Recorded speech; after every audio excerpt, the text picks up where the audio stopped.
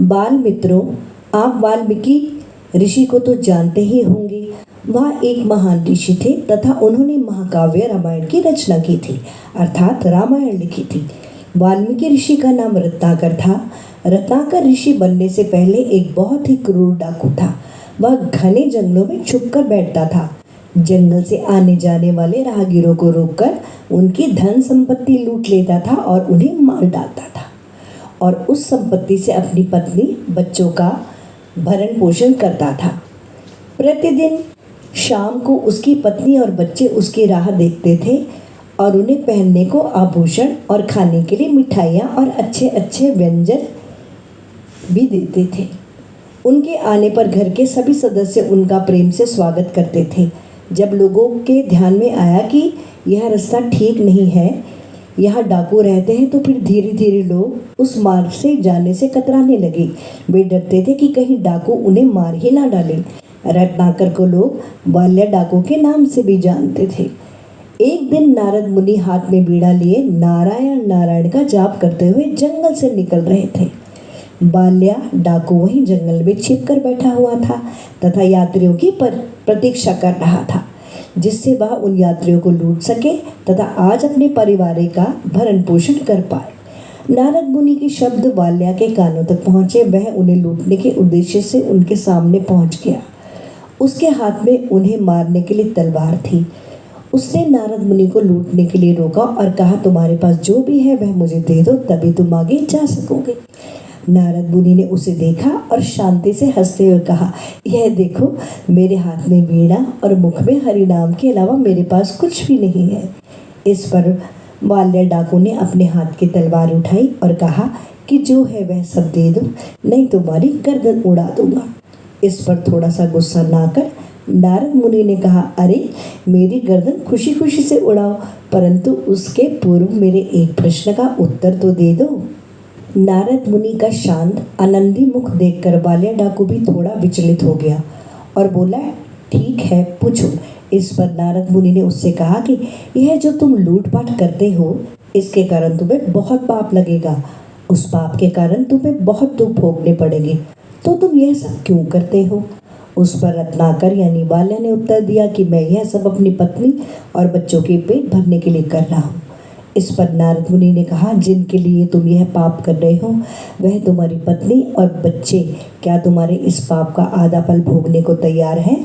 इस पर रत्नाकर बोला, हाँ, उनके लिए ही तो मैं यह सब करता हूँ, तब वे तो इस पाप का आधा फल तो भोगेंगे ही। नारद मुनि ने कहा, तुम पहले घर जाओ और उनसे पूछो ये तुम्हारे पाप का आधा फल भोगेंगे अथवा नहीं।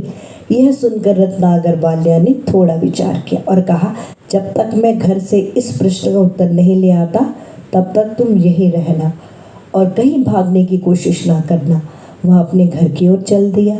घर जाकर उसने अपनी पत्नी बच्चों से पूछा कि मैं प्रतिदिन तुम्हारे लिए लोगों को लूटता हूँ, मारता हूँ, इसके कारण मुझे जो पाप लगने वाला है, क्या उस पाप का आधा फल तुम भोगने के लिए तैयार हो? यह सुनकर प्रतिदिन रत्नाकर का प्रेम से स्वागत करने वाले पत्नी बच्चे उस पर गुस्सा होकर बोले, हमारा भरण पोषण करना तो तुम्हारा कर्तव्य है। हमने तो तुम्हें पाप करने को नहीं कहा था। तुम ही अपने मन से यह सब करते हो, तो इस पाप को तुमको ही भोगना पड़ेगा। इस पाप का आधा फल क्यों भोगे?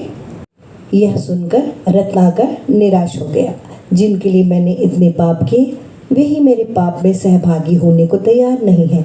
वह दौड़ता हुआ जंगल की ओर गया और नारद मुनि के पैर पकड़कर रोने लगा। वह बोला, मुनिवर, मुझे क्षमा करें, मेरे घर वालों ने मेरी पाप में सहभागी होने से मना कर दिया है। मुझसे तो बड़ी ही भूल हो गई। मेरी गलतियों के लिए मुझे क्षमा करें। मुझे इस पाप से मुक्त होने का योग्य मार्ग आप ही बताएं। नारद मुनि ने उसकी पीठ पर प्रेम से हाथ फेरा और उसे उठाया। उन्होंने कहा कि तुम श्री राम का नाम का जप किया करो, राम राम बोला करो। इस नाम से तुम्हारे सारे पाप धुल जाएंगे और तुम्हारे सारे दुख नष्ट हो जाएंगे। नारद मुनि का कथन सुनकर बाल्या डाकू ने उसे आशीर्वाद दिया और वह राम नाम जपने लगा। बाल्या डाकू ने इतने पाप किए थे कि वह प्रभु श्री राम का नाम भी ठीक से नहीं ले पा रहा था। राम राम कहने के बजाय उसके मुंह से मरा मरा शब्द ही निकलता था। वह दिन रात प्रभु श्री राम के नाम के जप की बजाय मरा मरा ही जाप करने लगा। इस प्रकार मरा मरा बोलते उसके मुंह से राम राम निकलने लगा। ऐसे राम नाम जपते 12 वर्ष बीत गए, परंतु वाला डाकू अपने स्थान से थोड़ा सा भी नहीं हिला। वह अपनी सुध बुध भूल गया। वह राम नाम के जप में इतना मग्न हो गया कि उसके शरीर पर चींटियों ने बाम्बी बना ली, अर्थात चींटियों ने अपना घर बना लिया था और उसे पता भी नहीं चला। बहुत समय बीतने के बाद एक दिन क्या हुआ कि जब नारद मुनि उस जंगल से निकल रहे थे, तभी उन्हें चींटियों की बाम्बी से राम राम की आवाज़ सुनाई थी। उन्हें बहुत आश्चर्य हुआ। वह तुरंत वहीं रुक गए और सोचने लगे, यह आवाज़ इस चींटियों की बाम्बी से क्यों आ रही है। उन्होंने बाम्बी की मिट्टी उठाई, तब उन्हें राम नाम में मग्न रत्नाकर दिखाई दिया। रत्नाकर को देखकर उन्हें बहुत आनंद हुआ। उन्हें धीमे से रत्नाकर को पुकारा। रत्नाकर ने धीरे धीरे अपनी आंखें खोली तो अपने सामने नारद मुनि को देखा और उसे बहुत आनंद हुआ। उसने उनके पैर पकड़े और उनकी आंखों से अश्रु की धारा बहने लगी, जिससे उनके चरणों का अभिषेक हो गया। नारद मुनि ने उनको उठाया और शांत करते हुए कहा, उठो, अब से तुम डाकू रत्नाकर नहीं, अब से सारे लोग तुम्हें वाल्मीकि ऋषि के नाम से जानेंगे। आगे चलकर ये वाल्मीकि ऋषि के नाम से प्रसिद्ध हुए। बच्चों, वाल्मीकि ऋषि के उस रामायण का आदर्श हम सभी अपने जीवन में मानते हैं। आपने देखा ना कि ईश्वर का नाम जपने से किस प्रकार एक डाकू के सभी पाप नष्ट हो गए और वह ऋषि बन गया। हमें भी इसी प्रकार ईश्वर का नाम अर्थात नाम जप करना चाहिए। नाम जप करने से हमारे पाप नष्ट होते हैं।